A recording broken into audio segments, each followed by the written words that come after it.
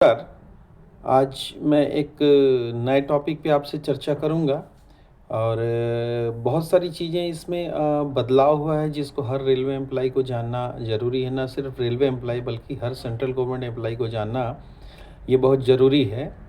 पहले भारत में जो भी श्रम कानून थे, वो फैक्ट्री एक्ट हो, लेबर एक्ट हो या मिनिमम वेजेस एक्ट हो, है ना, या पेमेंट ऑफ वेजेस एक्ट हो, कॉन्ट्रैक्ट लेबर एक्ट हो, ऐसे बहुत सारे एक्ट थे जिसको सन 2019 और 2020 में सरकार ने ऑलरेडी 4 नए लेबर कोड, नए श्रम संहिता बनाए थे, बट उसको इम्प्लीमेंट नहीं कर पाई थी सरकार। उसको अभी सरकार ने 2025 नवंबर 2025 में उसको इम्प्लीमेंट किया है उसने, और अब ये नियम जो है वो सरकारी गैजेट में भी आ गया है और अब ये रेलवे बोर्ड के भी सर्कुलर में आ गया है। तो अभी वर्तमान में यह है कि भारत में जो 4 नए श्रम कानून आए हुए हैं उस पर हम चर्चा करेंगे यहाँ पे। ये जो इस श्रम कानून के अंतर्गत जो बदलाव है, इसमें पहले जो 29 पुराने श्रम कानून थे, लेबर एक्ट थे, उनको कंपाइल करके 4 नए कोड में उसको कन्वर्ट कर दिया गया। तो हम ये भी देखेंगे कि वो 4 संहिताएं, 4 कोड कौन कौन से हैं और किन किन पुराने श्रम कानूनों को किस नई कोड के अंतर्गत डाला गया है। ठीक है, ताकि ये हमारे जानकारी के लिए रहे और एग्जामिनेशन पर्पज से भी हमारे लिए ये अपडेट करना बहुत ज़रूरी है। तो ये जो 4 प्रमुख श्रम संहिताएं या 4 मेन जो लेबर कोड आए हैं, इसमें से पहला है code of wages act 2019, industrial relation code 2020, social security code 2020 और OSHS कोड, व्यावसायिक सुरक्षा संहिता 2020, है ना। ये 4 कोड जो है वो नए हमारे इसमें आए हुए हैं। तो सबसे पहले हम डिस्कस करते हैं कोड ऑन वेजेस 2019। ठीक है, इसका जो मुख्य लक्ष्य है यह है कि न्यूनतम वेतन की गारंटी हो, समय पर सबका भुगतान हो और समान कार्य के लिए समान वेतन हो, और इसमें बोनस का भी प्रोविज़न रखा गया है। पुराने जो कानून जो इसको कंपाइल, जो वेजेस एक्ट 2019 की हम बात कर रहे हैं, इसके अंतर्गत 4 पुराने कानून को कंपाइल करके एक मॉडिफाइड रूप दे दिया गया है। इसमें है payment of wages act 1936, minimum wages act 1948, payment of bonus act 1965, equal remuneration act 1976। ये चारों को कंपाइल करके वेजेस एक्ट 2019 बना दिया गया है, वेज कोड, है ना। यहाँ मिनिमम पेमेंट का भी जो परिभाषा दिया गया है, इसमें एक नया वर्ड इंट्रोड्यूस हुआ है, फ्लोर वेज। मतलब यह है कि राष्ट्रीय स्तर पर न्यूनतम वेतन, जिससे नीचे वेतन दिया ही नहीं जा सकता, ये सभी क्षेत्र पर लागू होगा। जैसे हमारे यहाँ रेलवे में मिनिमम पेमेंट 18,000 रुपये और मिनिमम पेंशन 9,000 रुपये है, वैसे ही एक फ्लोर वेज बता दिया गया है। इसमें अब अनऑर्गेनाइज सेक्टर के भी लेबर हैं या जो ऐसे लोग हैं, उन लोगों के लिए इस फ्लोर वेज से कम नहीं दिया जा सकता है ना। वहीं पर मिनिमम वेजेस एक्ट जो है, मिनिमम वेज जो है वो भी विभिन्न व्यवसाय के लिए अलग अलग एक वेतन डिसाइड किया गया है, जो फ्लोर वेज यानी एकदम उससे कम दे ही नहीं सकते आप। ठीक है, उसके बाद में बोला गया समान कार्य समान वेतन। ठीक है, तो ये जो कोड है, वेजेस कोड है, ये सुनिश्चित करती है कि लिंग के आधार पर, नहीं पुरुष हो या महिला हो, उनके काम के आधार पर उनको समान पारिश्रमिक मिलना है। पुरुष को अधिक और महिला को कम वेतन दिया, इस प्रकार का नहीं, अब इसके बाद नहीं चल पाएगा। वो वेतन भुगतान का नियम है, उसके लिए समय सीमा निर्धारित की गई है। डिडक्शन भी आप कितना कर सकते हैं, 50% से अधिक, ये तो खैर अभी भी नियम सरकारी नौकरी में है ही।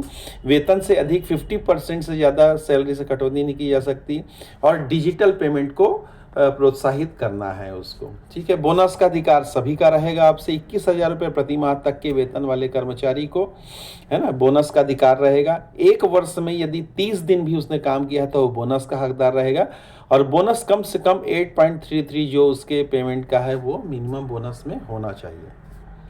उसके बाद कौन कौन संस्थाएं शामिल है, तो सभी इंडस्ट्रीज शामिल हैं, कमर्शियल इस्टेब्लिशमेंट शामिल है, कॉन्ट्रैक्टर उसके अंडर वर्कर शामिल हैं, और सरकारी संस्थान तो शामिल है ही इसमें, ठीक है।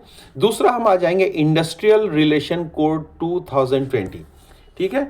ये जो है ये जो कोड है ये कामगार और नियोक्ताओं के बीच के संबंध को सुनिश्चित करता है। Trade union, strike, log out और इंडस्ट्रियल डिस्प्यूट जैसे पहलुओं पर ये काम करता है, ठीक है। इसके पहले के 3 नियम इसके अंतर्गत में शामिल कर दिए गए हैं, समाहित कर दिए गए हैं। पहला है ट्रेड यूनियन एक्ट 1926, दूसरा industrial employment standing order act 1946, तीसरा इंडस्ट्रियल डिस्प्यूट एक्ट 1947 को भी अब इसमें शामिल कर दिया गया है। ट्रेड यूनियन तो यूनियन बनाने की स्वतंत्रता।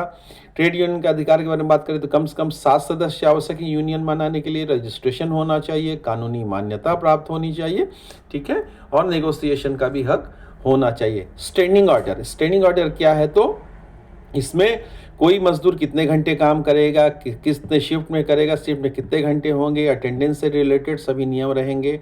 उसके अलावा इसमें अनुशासन यानी मिसकंडक्ट को डिफाइन किया गया है ना, उस पर डिसिप्लिनरी एक्शन की क्या प्रोसेस होगी इसके अंतर्गत है। छुट्टियों के लिए छुट्टी के प्रकार, उसकी पात्रता, उसके आवेदन की प्रक्रिया, ये सभी स्टैंडिंग ऑर्डर्स के अंतर्गत इस कंट्रोल में आए हैं। कौन सी कंपनियां लागू हैं तो 300 से अधिक कर्मचारी जहां प्रतिष्ठान में काम कर रहे हैं वो, और केंद्रीय क्षेत्र के है यदि तो 100 से अधिक कर्मचारी इसके अंतर्गत नियम में आएंगे। हड़ताल है, तालाबंदी के नियम हैं, इसके अंतर्गत वो भी बताया गया है कि कानूनी तरीके से हम हड़ताल कर सकते हैं, अदरवाइज वो इलीगल कहलाएगा। हड़ताल के लिए शर्त है 60 दिन का पहले नोटिस देना है, फिर हम हड़ताल कर सकते हैं, और 14 दिन की प्रतीक्षा, नोटिस के 14 दिन बाद तक हड़ताल नहीं किया जा सकता है। उसके बाद एसेंशियल सर्विसेज, जो सार्वजनिक सेवाओं में प्रतिबंध, यानी एसेंशियल सर्विसेज में हड़ताल पर विशेष रूप से प्रतिबंध। अब हॉस्पिटल है या दवाई दुकान है, इस टाइप के लोगों का जो है स्ट्राइक के लिए प्रतिबंध भी इसमें किया गया है। तालाबंदी के लिए, लॉकआउट के लिए कुछ प्रोविजंस हैं। यदि नियोक्ता जो है वो तालाबंदी कर सकते हैं, लेकिन यानी जो कंपनी के मालिक हैं, है ना, जो ऑक्यूपायर है, वो 60 दिन से पहले सूचना देना होगा। लॉकआउट करने के पहले सरकार की अनुमति कुछ मामले में ज़रूरी होगी। मजदूरों को वेतन का प्रावधान भी उसमें दिया हुआ है, और अनाधिकृत तालाबंदी या लॉकआउट जो है वो पनिशेबल है। औद्योगिक जो विवाद है उसको समाधान करने के लिए अधिकारियों से पहले स्तर पर सुलह करने का कोशिश करेंगे।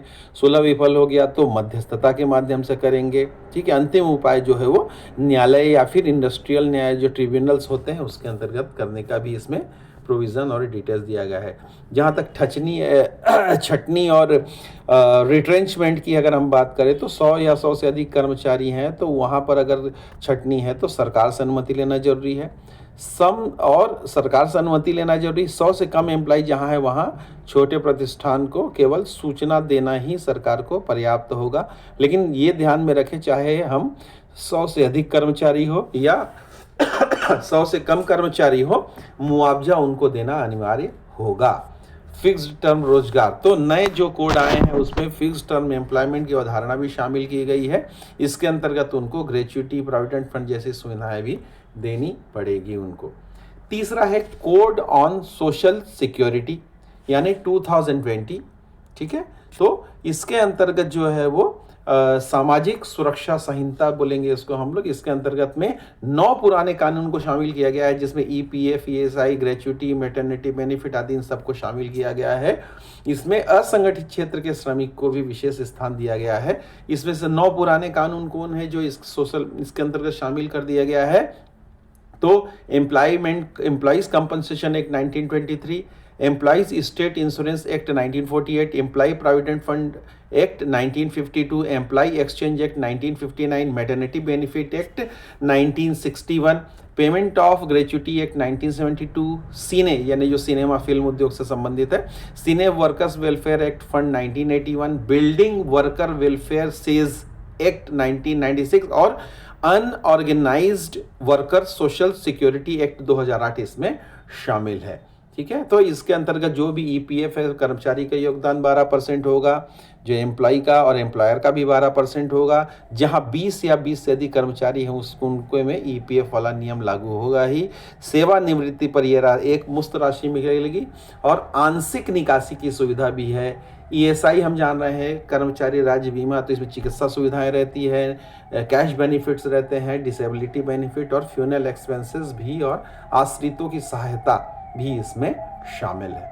ईएसआई का कवरेज है 10 से अधिक, कम से कम 10 कर्मचारी या उससे अधिक होने पर ईएसआई की सुविधा देनी है। 21,000 वेतन सीमा, माह तक के वेतन वाले कर्मचारी इसमें शामिल होंगे। ग्रेच्युटी का अधिकार तो हम सभी को मालूम है कि 5 वर्ष की निरंतर सीमा कंप्लीट करने पर, यानी 5 साल की सर्विस होने पर ग्रेच्युटी के लिए एंटाइटलमेंट होता है, जिसके लिए प्रति वर्ष 15 दिन, यानी हर 2 वर्ष के लिए 1 महीने का पेमेंट, जैसा कि हम जानते हैं सेटलमेंट में जब होता है तो हम लोग को सभी को मिलता है ना। तो प्रत्येक वर्ष के नौकरी के लिए 15 दिन की मजदूरी यानी पेमेंट, यानी 2 वर्ष की नौकरी के लिए 1 महीने का पेमेंट मिलता है। इसकी मैक्सिमम लिमिट 25 लाख रुपए है। मैटरनिटी बेनिफिट 26 सप्ताह, यानी हम जिसको रेलवे में 180 दिन का मानते हैं, फर्स्ट 2 चिल्ड्रन के लिए है। मैटरनिटी बेनिफिट्स में वर्क फ्रॉम होम की सुविधा भी कुछ प्रोविजंस रखा गया है। क्रेच फैसिलिटी, यहाँ पर एक बहुत बड़ा बदलाव है, आपको नोट करना है। पहले रेलवे में क्रेच फैसिलिटी मिनिमम 30 एम्प्लॉइज महिला कर्मचारियों पर था, अभी वो अब जो बदला हुआ एक्ट है उसमें ये 50 हो गया है, आपको ध्यान में रखना पड़ेगा। मेडिकल बोनस 3500 तक, ठीक है। अबॉर्शन के केसेस में 6 सप्ताह का अवकाश है, जो रेलवे में 45 डेज के नाम से 45 डेज के इसमें जाना जाता है। असंगठित क्षेत्र के जो श्रमिक हैं उनके लिए भी ये बहुत रिवॉल्यूशनरी स्टेज है। इसके अंतर्गत गिग वर्कर मतलब जो आप देखे होंगे जोमेटो वाले, स्विगी वाले, या जो ओला गाड़ी चला रहे हैं, है ना, या ब्लिंकिट वाले हैं जो, है ना, ये लोग जो हैं इनको भी गिग वर्कर में गिना जाता है। Platform worker, self employed employ भी इसके अंतर्गत असंगठित क्षेत्र के कर्मचारी में ये सब आएंगे। इनके लिए भी ये सब सुविधाएं एक ऐतिहासिक स्टेप गवर्नमेंट का है। असंगठित श्रमिकों के लाभ के लिए भी विकलांगता बीमा, जीवन बीमा, स्वास्थ्य, मातृत्व लाभ, वृद्धावस्था सुरक्षा, ये सब अब असंगठित श्रमिक भी इसके दायरे में आ गए हैं, जो कि एक बहुत अच्छा स्टेप है। वेलफेयर से निर्माण लागत पर 1% उपकर लगाया जाएगा, जो श्रमिक के कल्याण के लिए उपयोग होगा। सभी कंस्ट्रक्शन वर्कर्स को वेलफेयर बोर्ड में पंजीकरण कराना होगा। शिक्षा, चिकित्सा, पेंशन और अन्य कल्याणकारी योजना का भी लाभ इनको श्रमिक लोगों को इससे मिल पाएगा। वर्कमैन कंपनसेशन एक्ट में चोट के दौरान या मृत्यु होने पर मुआवजा का अधिकार होगा, चिकित्सा खर्च मिलेगा, विकलांगता पेंशन मिलेगी, आश्रितों को सहायता दिया जाएगा। उसके बाद 4th है occupational safety health and working conditions code 2020-220, यानी OSHWC कोड 2020 इसको बोलेंगे, व्यावसायिक सुरक्षा संहिता। इसके अंतर्गत OSH संहिता का उद्देश्य, इसके अंतर्गत 13 पुराने कानून को शामिल किया गया है, जिसमें कार्यस्थल पर सुरक्षा, स्वास्थ्य और कार्य की स्थिति को नियमित किया गया है। Factory, mine, plantation, construction site, ये सभी इसके अंतर्गत आएंगे और इसमें भी मजदूरों की सुरक्षा को प्राथमिकता गया है। इसमें 13 पुराने कानून कौन से हैं जिसको कंपाइल करके एक इसमें इस कोड में ला दिया गया है, तो factory act 1948, mine act 1952, dock worker act 1986, contract labour act 1970, inter state migrant workman act 1979, plantation labour act 1951, working journalist act 1955, motor transport worker act 1961, beedi cigar workers act 1966, sales promotion employ act 1976, cine worker act 1981, cinema theatre workers act 1981 और building workers act 1996, इन 13 इसको शामिल इसमें किया गया है। सभी में सुरक्षा को अनिवार्य किया गया है। Safety guard, fire extinguisher, first aid, proper ventilation, lighting की व्यवस्था होनी चाहिए। खतरनाक मशीनों के पास चेतावनी लगाना, संकेत लगाना आवश्यक होगा। आपातकालीन सुविधाएं होनी चाहिए, फायर एक्सटिंग्विशर होना है, व्यक्तिगत सुरक्षा, चेतावनी की भी व्यवस्था होनी चाहिए। 9 घंटे से अधिक काम पर डे नहीं लिया जाना चाहिए। साप्ताहिक 48 घंटे से अधिक नहीं। ओवर टाइम यदि करेंगे तो दुगना पेमेंट देना है और सप्ताह में 1 दिन की छुट्टी सबको देनी पड़ेगी। वार्षिक अवकाश का अधिकार सबको रहेगा। प्रति 20 दिन काम करने पर 1 दिन छुट्टी मिनिमम, बच्चों के लिए अधिक छुट्टी, सिक लीव अलग से, कैरी फॉरवर्ड की सुविधा होगी। इस प्रकार से इसमें महिलाओं को नाइट ड्यूटी अगर नहीं दिया जाएगा, देने पर उनको अतिरिक्त सुरक्षा देना है। क्रेच की सुविधा 50 से अधिक महिला कर्मचारी होने पर देना अनिवार्य है। अलग से शौचालय, स्वच्छ पेयजल की व्यवस्था होनी चाहिए। ठेका श्रमिक लोगों को भी इस प्रकार के पूरे अधिकार मिलना चाहिए। सेफ्टी और वेलफेयर मेजर्स में इनके साथ कोई भेदभाव नहीं होना चाहिए। ठीक है। 20 या 20 से अधिक कॉन्ट्रैक्ट वर्कर हैं तो उनको लाइसेंस लेना पड़ेगा। प्रतिष्ठान जो प्रिंसिपल एम्प्लॉयर को अपने इस्टेब्लिशमेंट का रजिस्ट्रेशन कराना अनिवार्य है। सभी लेबर लॉ का पालन सुनिश्चित करना पड़ेगा। ठीक है। माइग्रेंट वर्कर्स जो हैं उनको भी यात्रा भत्ता का प्रावधान रखना पड़ेगा, आवास सुविधा देना पड़ेगा, मेडिकल फैसिलिटी देनी पड़ेगी, वेतन समय पर भुगतान करना और घर जाने की भी बीच में व्यवस्था करनी पड़ेगी।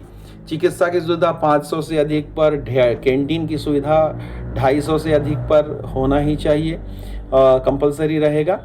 वहीं पर विश्राम रेस्ट रूम की सुविधा भी वर्कर्स को होनी चाहिए। खतरनाक उद्योग के लिए जोखिम मूल्यांकन की व्यवस्था, कितना रिस्क है उस जगह का अनिवार्य असेसमेंट करना अनिवार्य है।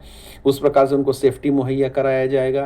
ट्रेनिंग प्रॉपर होनी चाहिए, हेल्थ चेकअप होना चाहिए और इमरजेंसी भी प्लान तैयार रहना चाहिए खतरनाक क्षेत्रों में। ठीक है। दुर्घटना के रिपोर्टिंग के लिए भी तुरंत व्यवस्था होनी चाहिए। जो दुर्घटना हुई है उसका पिछले 5 साल का रिकॉर्ड भी रखना जरूरी होगा। इस प्रकार से ये 4 संहिताएं जो बनी हैं, इसमें टोटल 29 संहिताओं को शामिल करके इसको बनाया गया है, यानी काफ़ी कुछ चेंजेस हुआ है जिस पर हमारी जानकारी होनी बहुत ज़रूरी है। सभी एम्प्लॉयर की रिस्पॉन्सिबिलिटी है कि ये जितने नियम बनाए गए हैं इसको प्रॉपर वे में पालन किए जाएं। ठीक है। बहुत बहुत आपका धन्यवाद। Thank you.